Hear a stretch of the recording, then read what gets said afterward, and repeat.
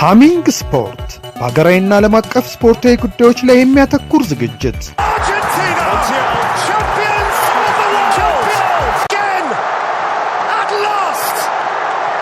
በሃሚንግ ስፖርት የስፖርት ዜናዎች፣ በተመረጡ ርዕሶች ላይ ውይይት፣ የእንግዳ ዝግጅት፣ የስፖርተኞች ግለ ታሪክና የሴቶችን እግር ኳስ በልዩ ሁኔታ ይዳስሳል።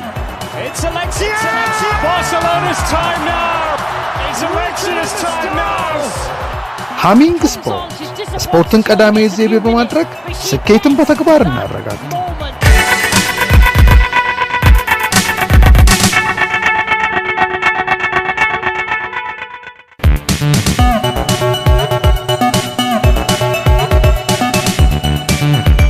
ሰላም የሃሚንግ ስፖርት ዝግጅት ተከታታዮች፣ በትናንትናው ዕለት በካራባኦ ካፕ የፍጻሜ ጨዋታ ኒውካስል ዩናይትድ ከፍጹም የበላይነት ጋር ሊቨርፑልን 2-1 በሆነ ውጤት አሸንፏል።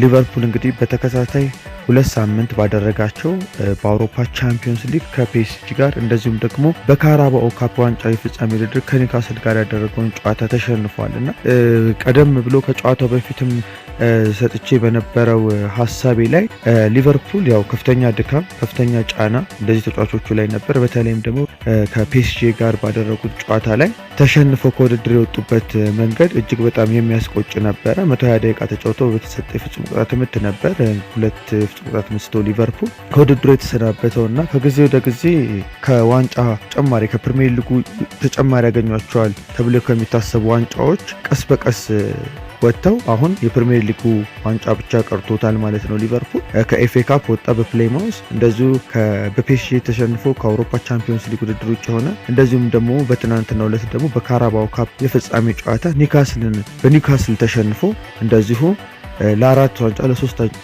ይታጭ የነበረው ክለብ እንግዲህ የፕሪሚየር ሊጉ ዋንጫ ፉክክር ላይ ብቻ ቀርቷል ማለት ነው። በእርግጥ ሊቨርፑል ቀጣዮቹን 5 ጨዋታዎች ካሸነፈ ከሚቀሩ 9 የፕሪሚየር ሊግ ጨዋታዎች ውስጥ ቻምፒዮን የመሆን እድሉ ከወዲሁ ያረጋግጣል ማለት ነው። በእርግጥ ዘንድሮ ዓመት 99.9% ሊቨርፑል የፕሪሚየር ሊጉን ዋንጫ ማንሳቱን አረጋግጧል ብለው ሀሳብ የሚሰጡ ተመልካቾች አሉ። ይሄ ተገቢ ነው ብዬ አስባለሁ። ጥሩ ርቀት እየሄደ ነው ያለው። በተለይም ደግሞ አሁን 2 ሳምንት አርፈው ከኢንተርናሽናል ብሬክ መልስም ሲመጡ የተሻለ አቅምና ኤነርጂ ይዘው እንደሚመጡ ይጠበቃል። በትናንትናው ጨዋታ ሊቨርፑል በኒውካስል የበላይነት ተወስዶበት ነው 90 ደቂቃው የተፈጸመው። በተለይ የበርን ጎል በ45ኛው ደቂቃ ላይ የተቆጠረው እጅግ በጣም ለማዳን አስቸጋሪ ነበር። ኳሚን ኬለር ባልተዘጋጀበት ሁኔታ ጎሉን ያስቆጠረውና ኤክሴፕሽናል የሆነ ኳስ ነው ማለት ይቻላል። ለረፍት ከመውጣታቸው በፊት 2 ደቂቃ ተጨምሮ እንደዚሁ ሉዊስ ዲያዝ እና ዲያጎ ጆታ ያንን ውጤት የሚቀለብሱበት አንድ እኩል የሚሆኑበት እድል ተፈጥሮ ነበር፣ አልተጠቀሙበትም። እንደውም በመጀመሪያው 45 ደቂቃ በሊቨርፑል በኩል ከተገኘ መልካም እድሎች አንዱ ነበር ማለት ይቻላል። ከረፍት ሲመለሱ እንደዚሁ 52ኛው ደቂቃ ላይ አሌክሳንደር ኢዛክ ጎል አስቆጥሮ ኒውካስል ዩናይትድ የበለጠ ሊቨርፑልን ተጭኖ ተጫውቶ ጎል አስቆጥሯል ማለት ነው። ከዛ በኋላ ሊቨርፑል የተለያዩ ቅያሬዎችን አድርጓል። በተለይ አርነ ስሎት ሁሉንም ተጫዋቾቻቸውን ቀይረው ውጤት ይቀይሩልኛል ብለው ያሰባቸውን ተጫዋቾች ማስገባታቸውን አይተናል። የመጨረሻ ሙከራ ኢብራሂማ ኮናቴን በማውጣት እንደዚሁ እንደነ ኮዲ ጋክፖ ያሉትን ተጫዋቾች አስገብተዋል። እነ ሃርቪ ኤሊየት፣ እነ ከርቲስ ጆንሰን አስገብተዋል። በተለይ በመጀመሪያው 45 አሌክሲስ ማካሊስተር ጥሩ ከተንቀሳቀሱት አንዱ ነበር። እሱ የተቀየረበት መንገድ እንደዚሁ እነ ሉዊስ ዲያዝን የቀየሩበት መንገድ ትክክለኛ ቅያሬዎችን አድርገዋል በትክክለኛው ጊዜ። እነ ፌዴሪኮ ኬዛን ጭምር በመቀየር ኬዛ እንደውም ጎል አስቆጥሮ የመጨረሻዎቹ ሽርፍራፊ ደቂቃዎች ላይም ሊቨርፑል እድሉን እንዲሞክር እድል ፈጥሯል እና በተለይ ትናንት በዛሽ ሰዓት ገብቶ ባደረገው እንቅስቃሴ ጥሩ ትኩረት ስቧል እና በቀጣይ ጊዜያት በተለይም ደግሞ አሁን ሊቨርፑል ፕሪሚየር ሊጉን እያረጋገጠ ከመጣ ምናልባትም በቋሚ ተሰላፊነትም አርነ ስሎት እያስገቡት ሊጫወት የሚችልበት እድል አለና ትናንትና ግን ገብቶ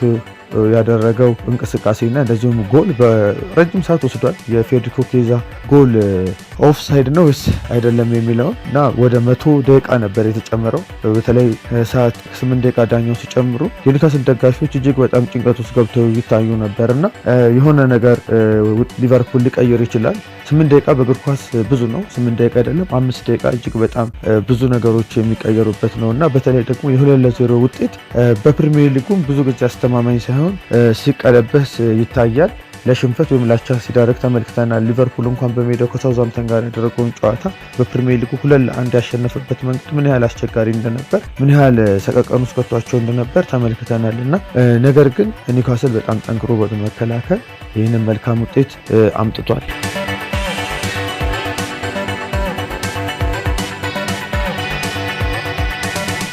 ኒውካስል ከ70 ዓመት በኋላ በትልቅ ደረጃ የሚጠቀስ ሜጀር ትሮፊ የሀገር ውስጥ ውድድር ማሸነፍ ችሏል። ይህ ዋንጫ ለኒውካስል የመጀመሪያው የካራባኦ ካፕ ዋንጫ ሆኖለታል።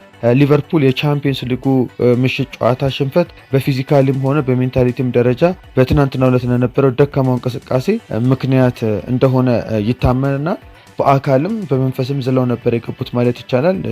ቅድምም እንደጠቀስኩት ኒውካስል በተቻለ ኢነርጂ እረፍት አድርገው ሊቨርፑል ደግሞ ከአውሮፓ መድረክ አድካሚ 120 ደቂቃ ጨዋታ በኋላ እና እንደዚሁም ደግሞ ከሽንፈት ድብርት ውስጥ ሆኖ እንደመጣ ገልጸን ነበር። ምክንያቱም በአዲሱ ፎርማት የአውሮፓ ቻምፒየንስ ሊግ ሊቨርፑል ምን አይነት እንቅስቃሴ እያሳየ 16 ውስጥ ገብቶ እንደነበር የምናስታውሰው ነውና ረጅም ርቀት አለመዋል። ነገር ግን ሩብ ፍጻሜ እንኳን ግማሽ ፍጻሜ ሳይገቡ ህልማቸው ተሰናክሎ ስለነበር ይሄ የበለጠ እነሱን መጥፎ ስሜት ውስጥ እንዲሆኑ እንዳደረጋቸው ይታመናል። በትናንቱ እንቅስቃሴ ግን ኒውካስል የሚገባውን አግኝቷል። በነገራችን ላይ ከትናንቱ ምሽት ጨዋታ በኋላ በሀገራት ውድድር ምክንያት ሊጉ ቀዮቹን አትራፊ ያደርጋቸዋል እንጂ የውጤት ማጣቱ ሊቀጥል የሚችልበት ሁኔታ አይኖርም። ምክንያቱም የበለጠ እረፍት አድርገው ከ10 ቀናት በላይ የሚዘጋ መሆኑ ስለሚመጡ የተሻለ አቋም ያሳያሉና የየውድድሮቹን ደግሞ ባህሪ መለየት በጣም አስፈላጊ ነው። የውድድሮቹን ባህሪ መለየት አስፈላጊ ነው ማለት የጥሎ ማለፍ ውድድር የራሱ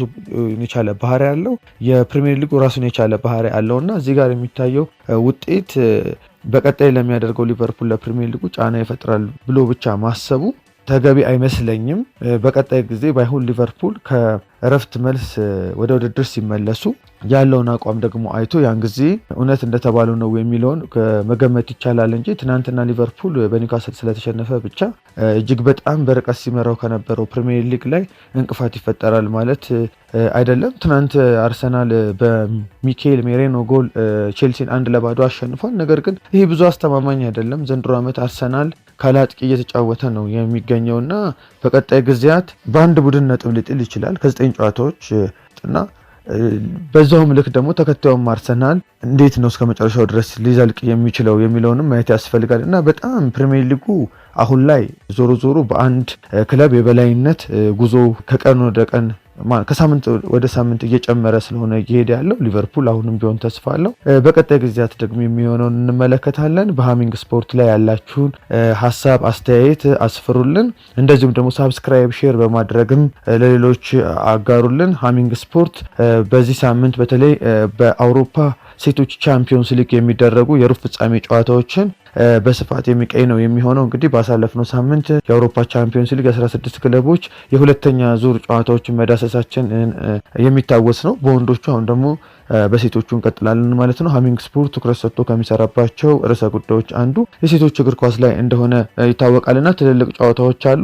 በቀጣይ እንደዚሁ አለፍ እያለን በሃሚንግ ስፖርት ኦፊሻል ዩቲዩብ ቻናል ላይ እንግዲህ የተለያዩ ስፖርታዊ መረጃዎችን የምናደርስ ይሆናል። ሃሚንግ ስፖርት በቅርቡ በሬዲዮ ፕሮግራም እንደዚሁም በቴሌግራም ፔጃችንንም የበለጠ አሳታፊ በማድረግና እንደዚሁም በቲክቶክ ላይ ደግሞ የበለጠ ከአድማጭ ተመልካቾቻችን ጋር የምንገናኝ ይሆናል። መልካም ቀን።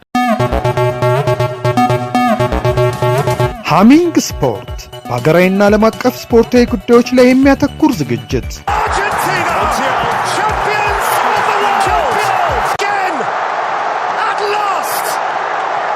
በሃሚንግ ስፖርት የስፖርት ዜናዎች፣ በተመረጡ ርዕሶች ላይ ውይይት፣ የእንግዳ ዝግጅት፣ የስፖርተኞች ግለ ታሪክና የሴቶችን እግር ኳስ በልዩ ሁኔታ ይዳስሳል።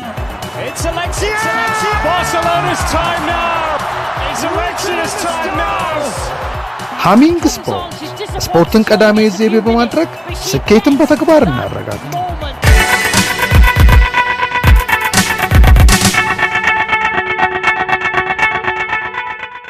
ሰላም የሃሚንግ ስፖርት ዝግጅት ተከታታዮች፣ ዕለተ ረቡዕ መጋቢት 3 ቀን 2017 ዓመተ ምህረት በአውሮፓ